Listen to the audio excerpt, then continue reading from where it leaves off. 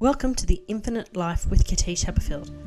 I'm a quantum soul therapist, and I'd like to take you on a transformative journey exploring the mysteries of the soul, past lives, and infinite existence. Through over 60 regression case studies, mediumship interviews, and fascinating discussions with interesting human beings, uncover what it means to be a human facing duality on Earth whilst embracing the true nature of reality, non-duality, and unconditional love.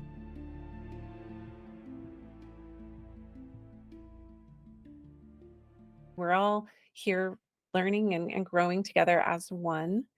And the biggest lie we were ever sold or told was that we were not worthy of that. Cherie Burton is a master aromatherapist and emotional breakthrough coach and trainer who specializes in the science and spirituality of multisensory healing and feminine empowerment. She's been trained in multiple healing art forms and modalities, having journeyed through several sacred feminine wisdom tradition apprenticeships and mystery schools. Cherie is a mother of 6 and has been a life coach for over 20 years, holds a psychology degree, and has worked in clinical settings as a mental health counsellor. Her Soul Rose Show podcast, online programs, and retreats guide women to connect with their authentic essence and experience deep transformation and inner awakening.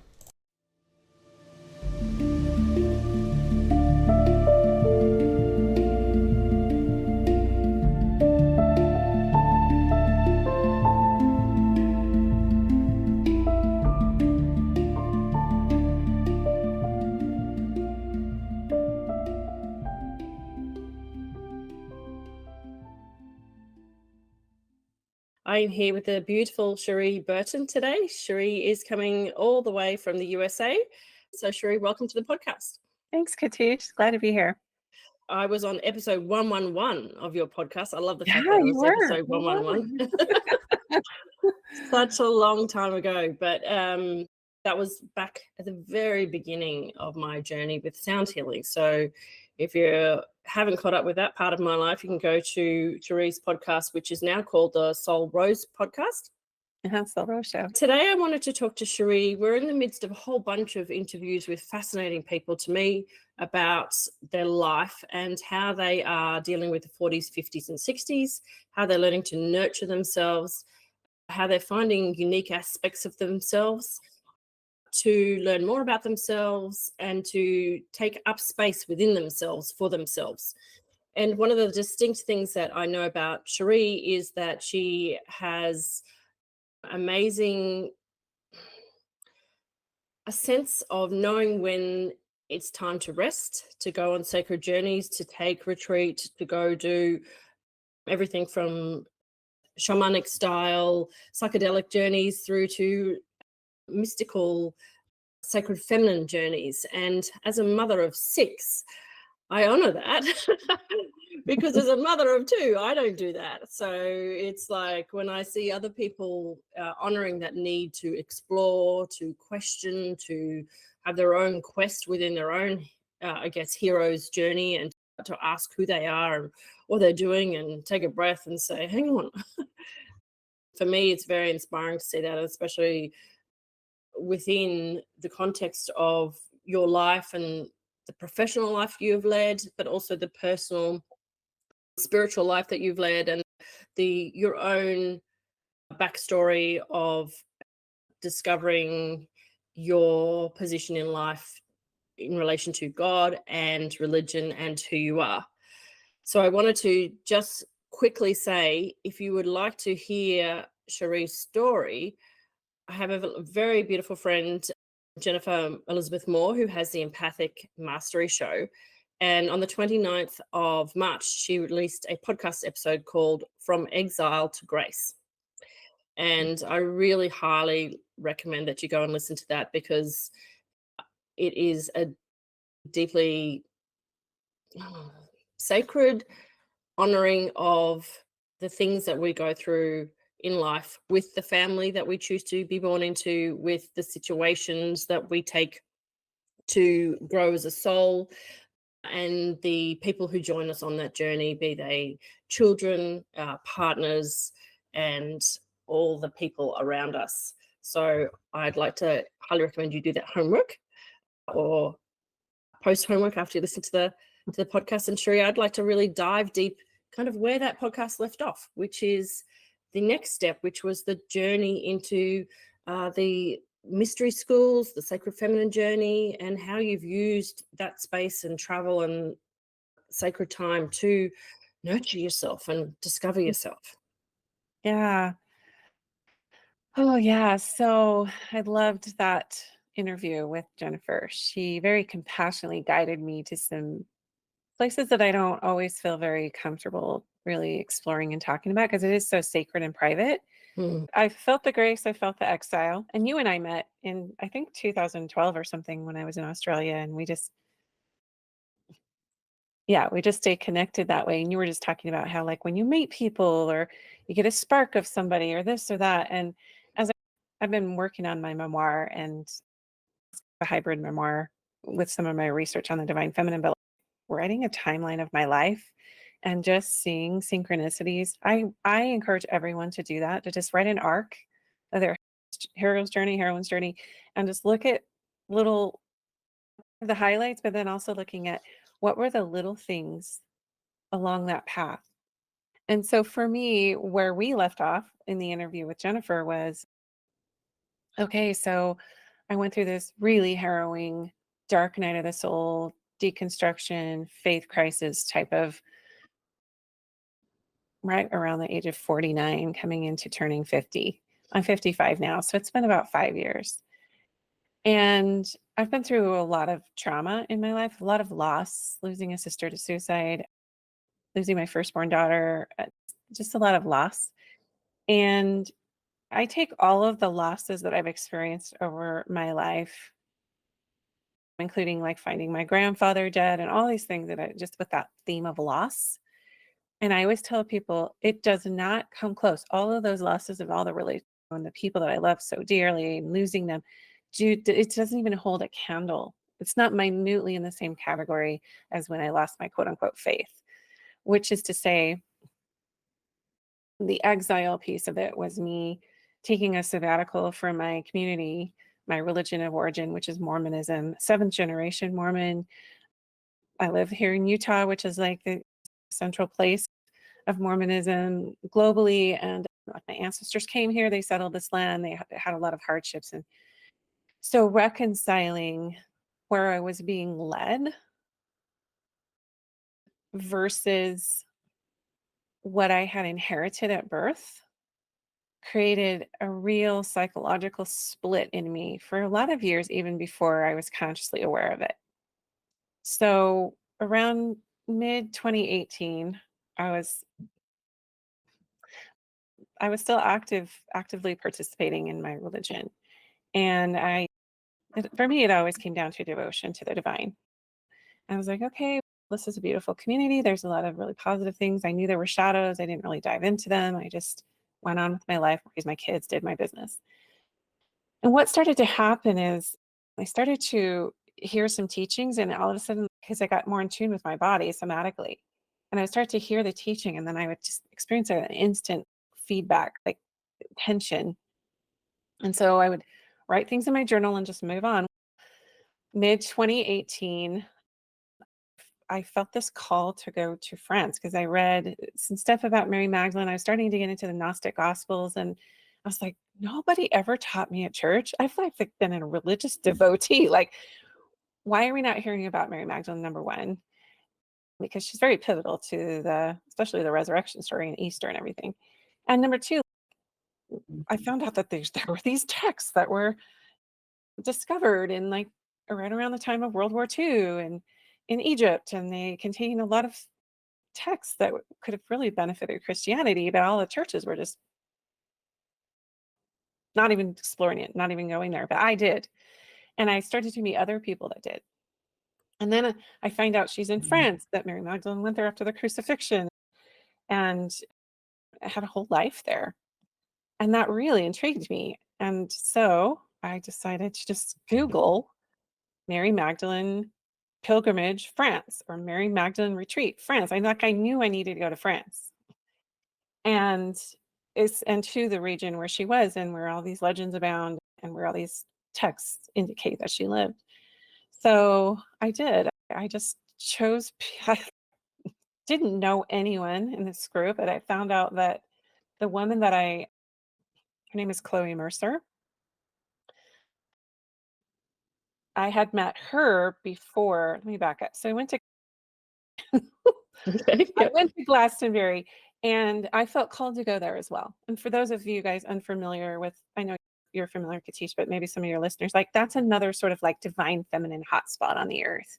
The Chalice Well, the gardens, the tour, the Avalon. So I had done an Avalon pilgrimage. And then I was like, the next place is France. So I met Chloe in Glastonbury, and I have been part of her mystery school now for all of this time. And we'll get to her in a minute. But I went with a separate group to France. And I just Googled and then found it online, and I just went and met everybody there. And they were all from America, and we all didn't know each other. But it was like I came home. I have no other way to describe what it was like to be there other than the lands felt familiar. They felt, it didn't feel like I was in a foreign country aside from the Mhm, language. I felt so nestled in mhm, to the lay of the land. And I don't know how much you want me to describe, but that experience being a week or 10 days in France and going to all of the places and having a guide, and everyone was mystical and everyone was searching and everyone was, I would say, of one purpose and unity in terms of how come I feel the call of the Magdalene? What is this about for me? So the turning point was we'd had a little kind of a group dispute about an issue, and I felt like I was staying in integrity, and then I just felt, this is icky. Why am I here? All of a sudden, it just felt weird. So I was in my room alone, and I was praying and I was contemplating, and I fell asleep. And it was, what do you want from me, Mary Magdalene? Like, how did I end up here? Why am I in France? I've got kids. I was there during my marriage anniversary. It was just like, what am I doing here? And I had a middle of the night mystical experience that I'm still integrating, but it was physically undeniable. Um, and I won't go into too much detail other than to say a very strong feminine presence was asking me what I wanted. And I was like, nobody has ever in my entire religious life asked me what I want. And that all of a sudden I just went into my heart, and all these longings were coming out. So I was expressing non-verbally. I couldn't move. I couldn't speak. I couldn't open my eyes. I wasn't afraid, but I was stupefied, awestruck. And so I began to share from my heart. I was rattling what I valued, my core mhm, values. One of them was health. One of them was about my family and being mother, and truth. Those are the three that stood out to me the most. I want truth in my life. I value truth, actual reality. mhm, So I journaled about it quite a bit, and I ended up having a beautiful experience for the rest of that pilgrimage. But when I came home, over the course of the next 6 months, I'm 49. My Chiron return was on its way, which, I yep, don't yep, know if anybody knows anything about that.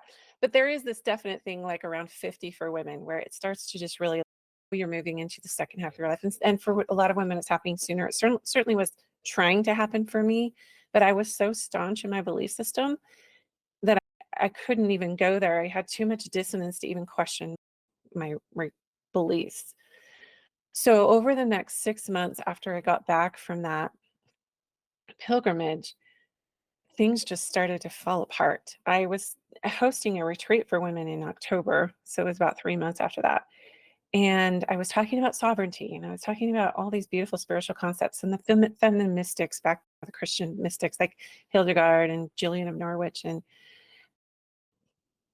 And all of a sudden I'm on stage and I'm talking about sovereignty, and I'm talking about being at one with the divine and getting your own answers and being a mystic and a gnostic and all of these things. And I'm literally on stage and spirit says to me, "You're about to really learn this in big ways." It was Oh. unbelievable. What do you mean? What don't I know? What's going on here? And it was very egotistical of me to be like, I think I know, thank you. But what are you talking about? S-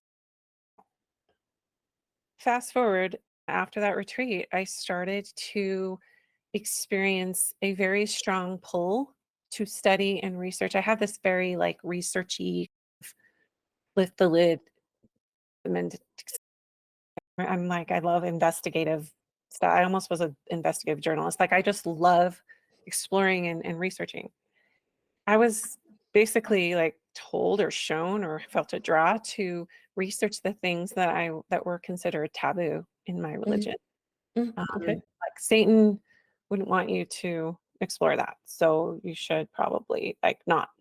And because I'd been studying sovereignty and because I felt a strong pull to really get to the bottom of truth, I started studying. And it didn't take me too long from public documents, source documents, historical narratives, public records to get to the heart of why I was feeling dissonance in my religion and the historical narratives specifically and truth claims. And also, I realized that I was unhealthy, that I had been bypassing my feelings for a very long time, and it was affecting me at like an autoimmune level. And so, I can put this together for you now. At the time, I didn't know it was very destabilizing, but everything that I shared from my heart that mystical night in France to that divine feminine presence of what I wanted, I realized with great distress that I could not have those things, health, authentic relation, all the things, had I not lifted the lid and had I stayed on the track that I was on, which I thought was the right track in my religion. And it ripped me apart. I was probably in fetal position, crying on and off for months and months. It was a slow process for me to come to terms with that because it was my entire worldview.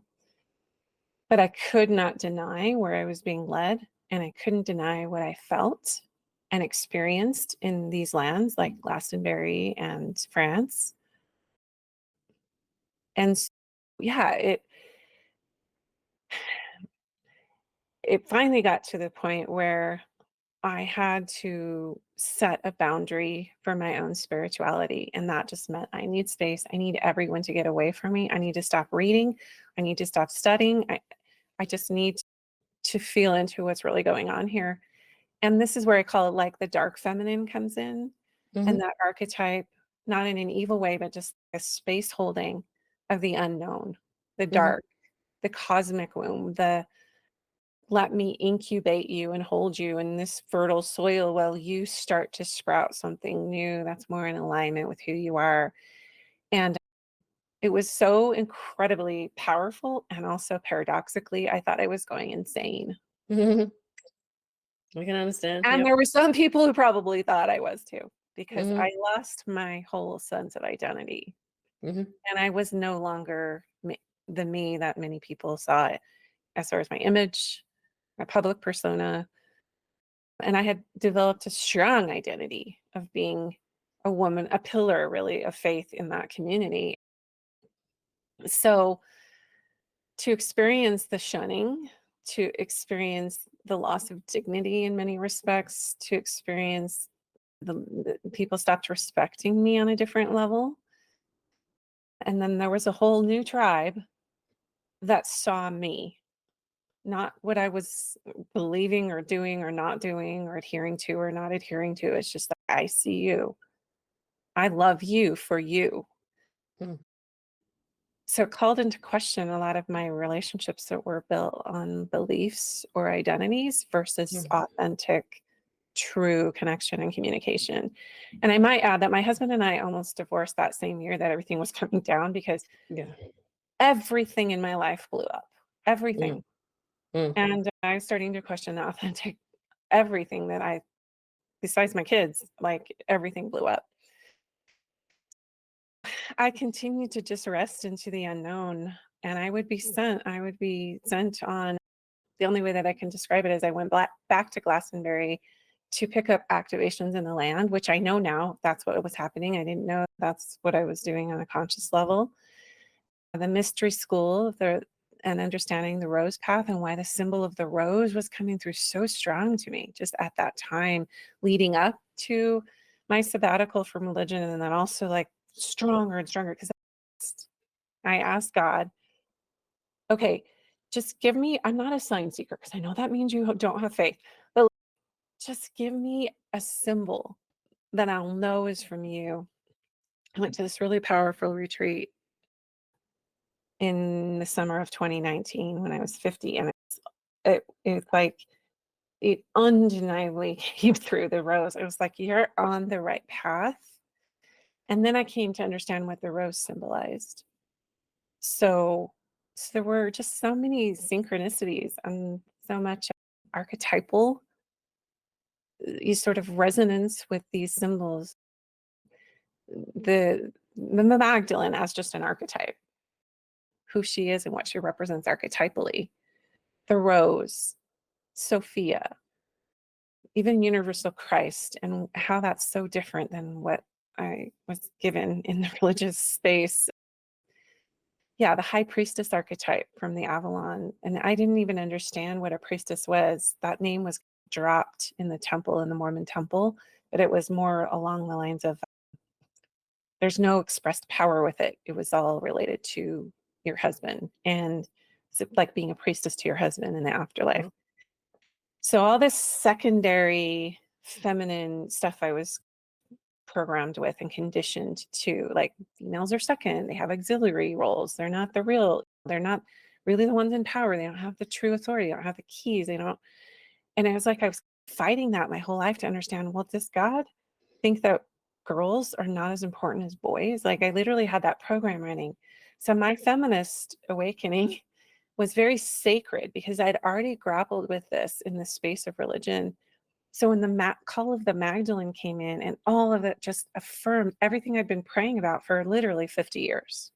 It just, you didn't feel good about it because this was being stripped from you. And you're feeling the call of the Magdalene because she comes through to those who are trying to really embody sovereignty and understand it in the sacred sovereignty way and divine partnership, internal masculine and feminine balance, like the sacred marriage within, Hyros Gamos. All of these things were just like a book. Somebody would mention a book or a podcast or go to this land and follow this teacher. So really, I got to just be with this group of women in the Sacred Rose Mystery School. I was pretty much the only American. There was one other who kind of popped in and out, but I was pretty much the only one that wasn't from Europe. And these women have really midwifed me as I have them through their own dark nights and through their own awakenings. The sacred feminine awakening is a lot of women are going through it that don't know they're going through it. And so I've made it, that's my theme on my podcast, is to explore what's compromising your health.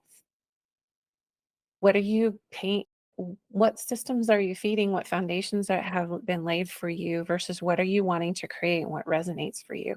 And that's heretical. It can be deemed heretical, and it still continues to. I'm literally seen as a heretic and an apostate because I'm taking another path. But I don't ever think I've ever felt more aligned with my true self. I know I haven't. And that's direct connection to source, direct revelation. It's messy sometimes. Right. I think that's the way it's supposed to be, don't you? Absolutely. It's how you learn. And it's interesting because, just to put a little insert here for the listener, the way that I met Cherie was that she was teaching classes about emotions and then using the power of sensory awareness and all of the connections within your body to heal emotions and heal trauma and to understand your body. So I can imagine that it was a huge shock to you that you're like, I'm the expert in my eyes, you were in emotions, and yet I have all these feelings and emotions that I actually haven't even got to the bottom of yet. Yeah, I felt a bit hypocritical because I knew that I was emotionally like coming apart in terms of it's been described. And you brought up trauma. Dr. Gabor Mate, Peter Levine, all of these really leading industry experts in trauma release, addiction, talk about how the worst kind of trauma, the most complex and actually the most damaging, is not like a severe accident or a disaster or a crime being, and it can be, but the worst kind, the most complex, is chronically deferring your own voice and authenticity over time and not being your authentic self. That's the worst kind of and most complex kind of trauma. And I can definitely look at my religious path and say, there was spiritual abuse here, and that was out of line, and this and that. But when it came to the big thing, it was, I feel like I just went into homogenization and I was expected to conform to a certain role. And there were expectations that were put on me that were quite heavy. One of them was having a lot of children, which I did. And I don't regret that. At the same time, it's undeniable that there's there's not women do not have authority in this religion. And I couldn't sit in that anymore. Mm, mm, I just couldn't. And I love what it created in me that I continue to retain in terms of devotion, service. A lot of gifts came from there in terms of learning to speak and all. I went on, I actually served a full time mission in my early 20s. And so there were a lot of beautiful relationships that were built and also a lot of like pain and dogma and shame and retribution and punitive. There were just a lot of really polar things. So now I'm just like, my goal in life is to merge the duality, not to mm, create more of it, not to mm, create more light and more dark. It's just how do we merge these so that I can rest into a middle path that allows me to see all sides and respect all sides because I can't judge somebody for something that I created in my own life at one time and vice versa. mm, And for me, it comes back to just really mm, deeply listening to myself and other people. mm.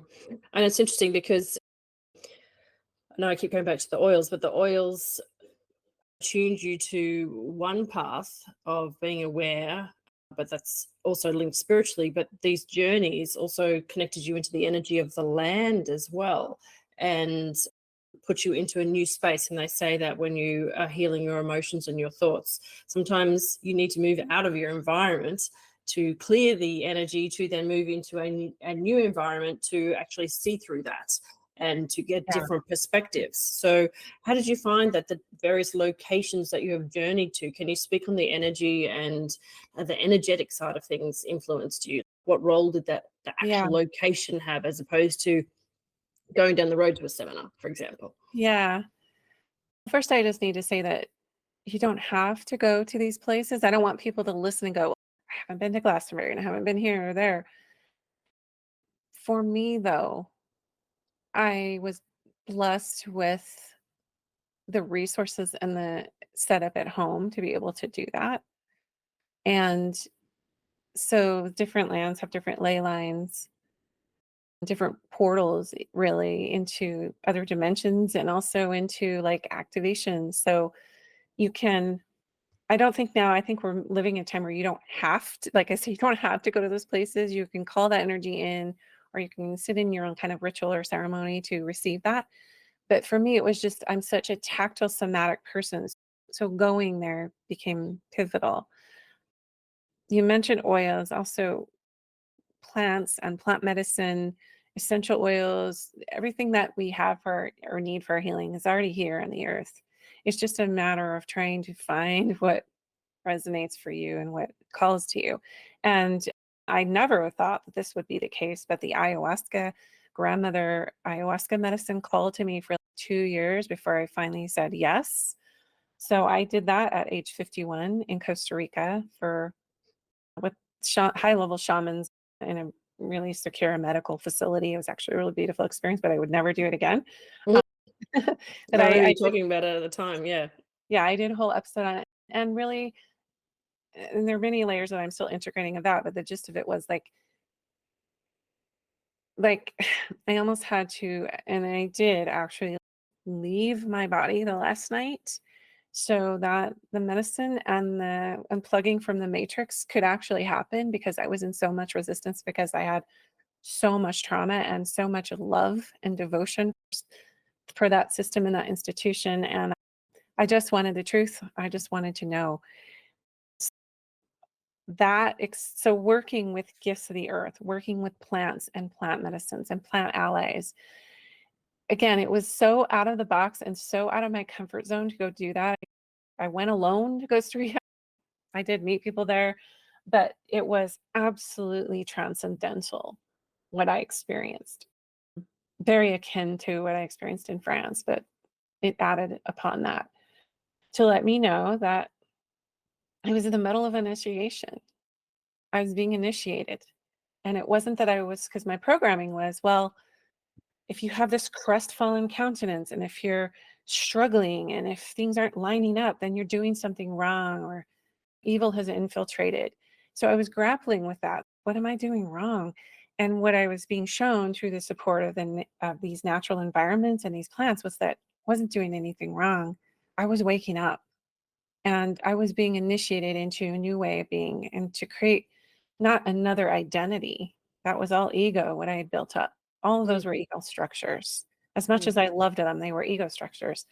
It's, if you really want the truth, if you really want resonant health, if you really want authentic relationships, if you want to feel good in your skin, then are you open to receiving something that may be a little bit out of the box? And I was like, I already thought I was doing that, but okay. And so, What's yeah, the it's, next level? I'm slightly afraid, but also slightly excited. yeah. And just for me, it's just the hardest. I love predictability. I'm a Capricorn. I love structures. And there was a time I loved people just telling me what to do. It was safe. It was comfortable. I didn't have to think too much about it, until that just became absolutely unbearable. And then I'm like, I know I'm getting comfortable being in the unknown. Mm, I'm still what I would call like very much on the path of the divine feminine. And I'm not excluding the divine masculine, because there's just very much there, right? There's a lot there with that. But for me personally, I spent most of my life connecting to the divine masculine, and like dismissing that there is this other resonant force that's so much a part of me. And I think the planet is waking up to that as well. mm, But mm. the rose path, I'm still on what I call the rose path Okay, because so of what tell it us a bit about what the rose path is. yeah, so I was okay, I love this quote by Anne Baring, that she's like one of my mentors, heroines. I've had her on my podcast. She's 92 years old. She has a book coming out this year. She's very much like, she's written incredible books on soul evolution. I think it's called, but I always forget the name of it, Divine Cosmos or something. But anyway, Cosmic Mother. She's just written so much on the divine feminine, but she's from England and she's very proper and she's very brilliant and she's as sharp as a tack, 92 years old. So I'm going to just read to you what she says Okay, about great. the way that she said, the way of the rose was and is the way of the heart, the way of the visionaries who preserve this ancient tradition, that who from time immemorial connected us to deeper levels of reality and opened our soul to the experience of our own divinity and immortality, as well as to the cosmic consciousness and the unity of life. Like a thousand petal lotus of the Eastern traditions, the rose came to symbolize the union of the awakened soul with the divine ground. It was Mary Magdalene who brought this tradition of divine wisdom to France. We do not know who guarded and transmitted it for over 1,000 years until it came alive in the 12th century and is now being restored once again in our own time from the work of many individuals who are being brought together to accomplish it. And that's the soul evolution take on it. I will tell you, from a purely mystical place, you can't describe the rose path, but Mhm. it is a path of initiation and it is very divine feminine. S- Yeah, it's there's a lot there around mystery um, and mother, both of which I really signed up for hard in this life. Yeah, yeah. In this incarnation, I'm like, really? Because yeah, Yeah, and just to bring on the comment about where you said you're not ignoring the divine masculine, I think that there are people incarnated right now who are on either the divine feminine or the divine masculine path, whether they are gender identified as female or male. Like mine is definitely the divine masculine healing, because everything that I've done so far through the work that I do has all been masculine, very traumatic, religious, masculine lifetimes. So mm, you know, interesting.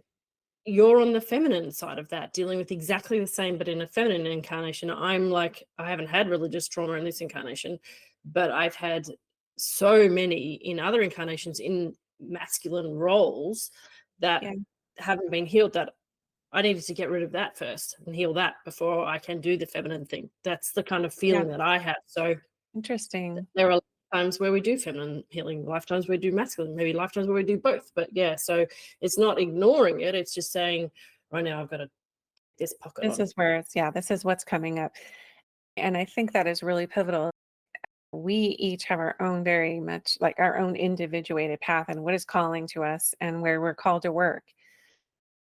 I just happened to descend as a seventh generation Mormon, and Mormonism is, I will say, it's also Christian nationalism because in my direct matrilineal line, seven generate it's my mother and her mother, seven generations of American Mormon mothers, like faithful.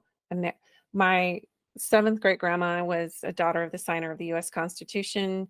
She was the first one to join the church back when it literally started in New York State in the 1800s. So I've got this really interesting matrilineal line. So it's very Mm, mother oriented. It's mhm, all in my cosmology, it's all in my astrology chart, this loaded fourth house, and there's all this pain and trauma in it. Like it's all chirons there and all the things. mhm, And so I know, and I have that knowing. Also, there's this sense of even though we talk a lot about ancestral healing, and it's really like up in the consciousness right now. I also honor that while I might be helping to liberate aspects of what they experience, for instance, like some of my great grandmothers had to do practice polygamy. They had to literally share their husband with a myriad of other women. And I have felt that pain in my body, even though I've never mm, been practicing. I know the pain. I have ancestrally felt that. But I also honor that there are other aspects to their incarnation when they were here on earth that I can draw from as they had more, maybe they just held more wisdom than I did, the tenacity, the pioneering spirit, all of those things. I don't want to diminish by saying, but there's this other aspect that's so huge that created this huge energy entity, really, for all of us to divest and outsource to and defer to, that got so big that we lost ourselves in it. And that calls to me to claim for back for myself, whether my ancestors have done that already or in the process of it or they've moved on, or I don't know, that it feels like just working through it in my own being for myself and just offering that as, hey, if there was something that you couldn't take care of while you were here, I'll be the vessel, I'll be the conduit, and let's clear this lineage of mm, this feminine dependency on patriarchal rule, or not being able to be fully here and embodied and have a voice. Like that's massive, you know? mm. Yeah, and your ancestors, they chose their incarnation and their struggles for a reason. And as you wisely say, but they had their own strength that you can pull from as well. We always need to look at the strength of people, not just look at them as victims, as you say. You need to see that, and the world needs to see that when you're examining a religion and a background, you can't just say, oh, that poor person or that or whatever. It's that's the role that they came to grow in. And Mhm, yes, I'm going to help them with my side of it. And I will heal what I can for the whole lineage so that we all evolve. But I guess from my perspective, it's also if you take away from the genealogical side of things, so you have 7 generations of grandmothers. So that's just one of your ancestral lines for this Right. incarnation, right? Unless your soul has chosen to incarnate in your own lineage many times, which nobody can tell unless you go and investigate that. This is one set of families that you've had in a billion lifetimes. So my words of advice from my perspective is simply don't overburden yourself. Do the bit that you can for that lineage that resonates, but don't burden yourself with I must No. sacrifice myself. Yeah.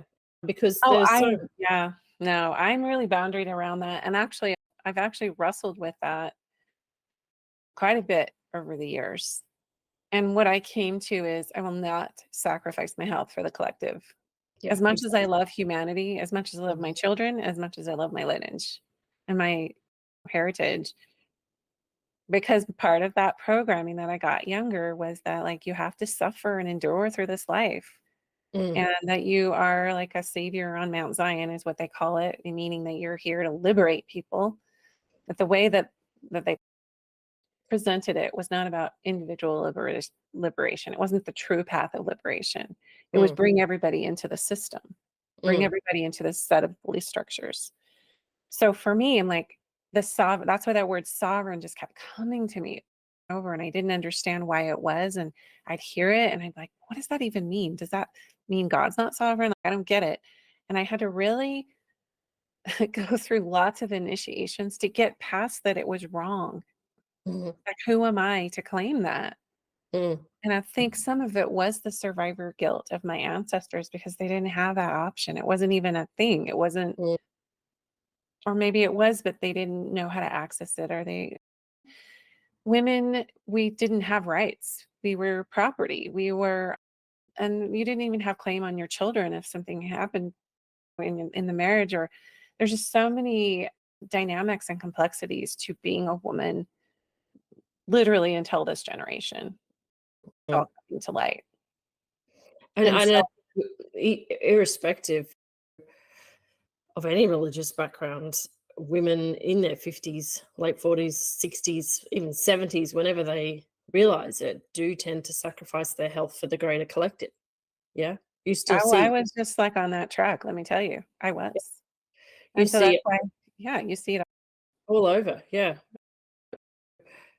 People go into acts of service like joining charity clubs or whatever in to fill time in retirement, and yet they almost run themselves into the ground doing service for others because they can't stop to take the time to do service for themselves.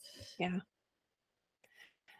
I think where it really culminated for me in just really, okay, just shedding and shedding all these old beliefs and about my roles and my identity and just all and then it just came down to, what do you again, that thing that happened in 20 what do you want?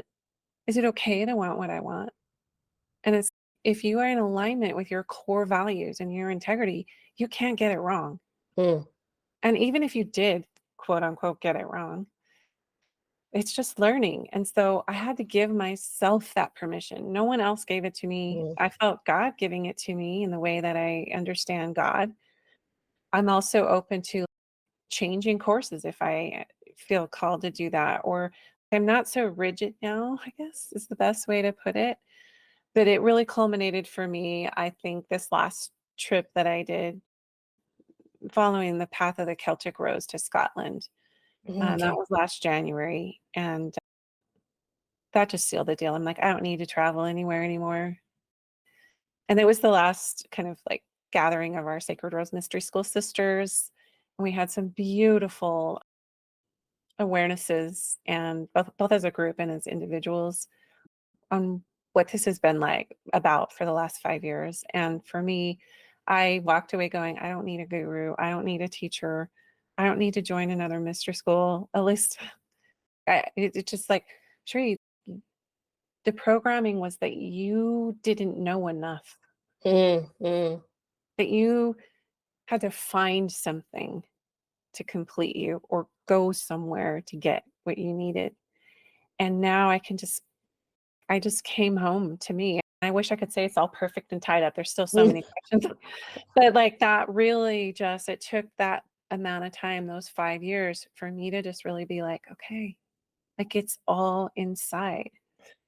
I'm gonna get it wrong. I'm gonna get it messy, or I'm well, that's how creation works. And so for me now, it's all just about empowering myself and then allowing and receiving myself, more of myself as Mm, I continue to unfold as that rose, the rose petal or the Eastern lotus. It's just, we're all coming online. We're all of the dormant codes in our DNA sequence. I study a lot about the gene keys now, human design, and nerding out on the gene keys and learning we're all going to this, we're all on the same basic path. And so why can't we just allow everyone the freedom to experience that path in the way that they're wanting to? mm, And eventually, we're all like heading home, but what we're really doing is not going to a place. We're coming here.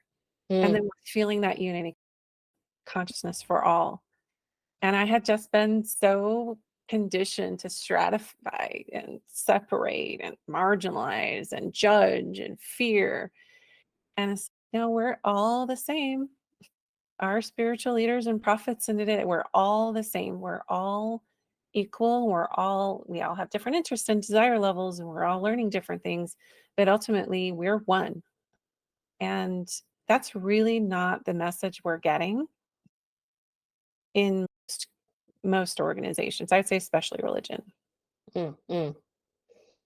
Yes, it's definitely a journey to understand your place within yourself and your place within the world, and then your place within the divine, and then to learn that they are all one. And to be certain about yourself so that you don't put yourself in a structure. You allow that free flowing fluidity to change, adapt, and redefine yourself in every moment.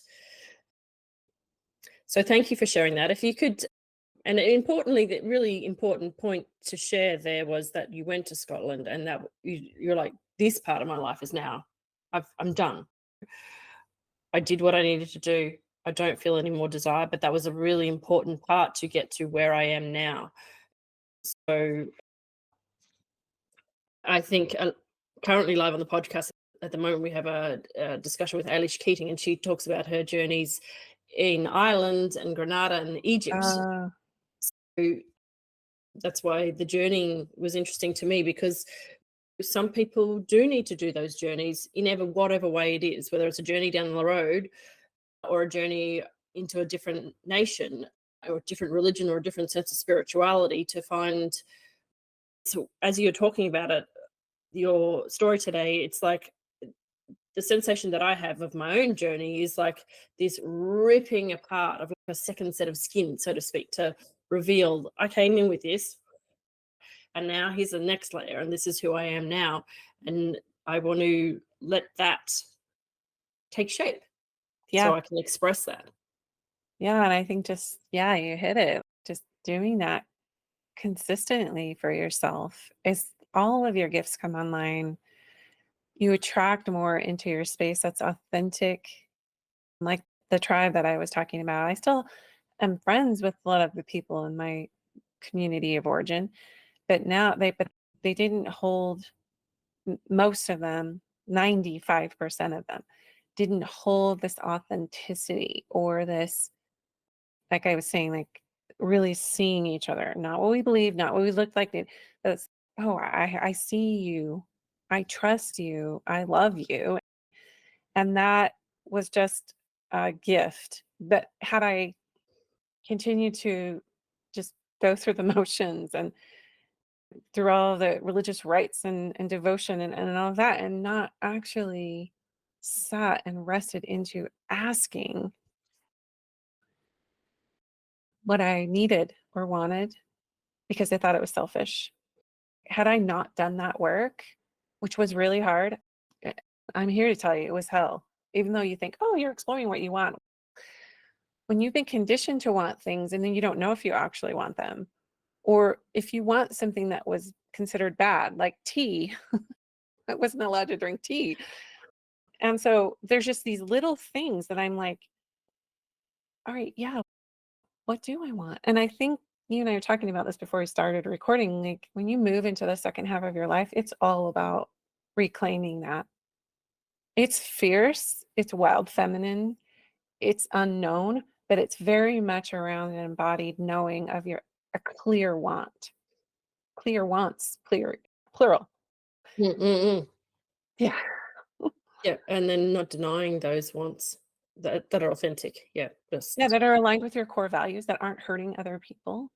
mm. Um, And yeah, I think that anybody who's like at the end of their life, or even in the realm beyond this world, would say to you that is the secret of being human, is making sure that when you take your last breath, you haven't had unresolved regrets of being inauthentic and not doing what you wanted to, desired to, or yeah, you don't have that guilt or sadness or grief about not being you. right. And then the nurturing over your relationships and how much deeper they are when you are authentic. That's the other deathbed regret is that people didn't authentically connect in their relationships. They were in the office too much or they Mm. whatever. And so I think it's all one thing is Mm. that when you rest into your authenticity and you get clear on your desires and that sparks your creativity and then all of your relationships go deeper and everything just naturally organically aligns. It moves your life into alignment when you go in and you ask and explore, and that's how you create your destiny. That's just it. You're destined to discover that you are what you're seeking. You're destined to discover who you actually are, which is the divine. That's our destiny. How do you co-create or create anything without knowing that you have the power to do it, without being clipped at the knees? And yeah, for me, that's just the bottom line is we're all God. We're all here learning and growing together as one. And the biggest lie we were ever sold or told was that we were not worthy of that. And that sounds like a perfect way to end that, Cherie, because I can't even think of asking you anything else because that just encapsulates the whole episode. So I will link in the show notes everywhere that people can find you, Cherie, if they wish to work with you, follow you on social media, listen to your podcasts, or explore more about your journey with the feminine traditions, the rose path, and your journey today, and to learn about all of the different tools that you have in your toolkit now. So, thank you so much for spending an hour with us today. And I look forward to seeing the next part of your journey unfold. And I yours. Thank you, Katish. This was great. I loved the safety you created for me to go down these roads. Thank you.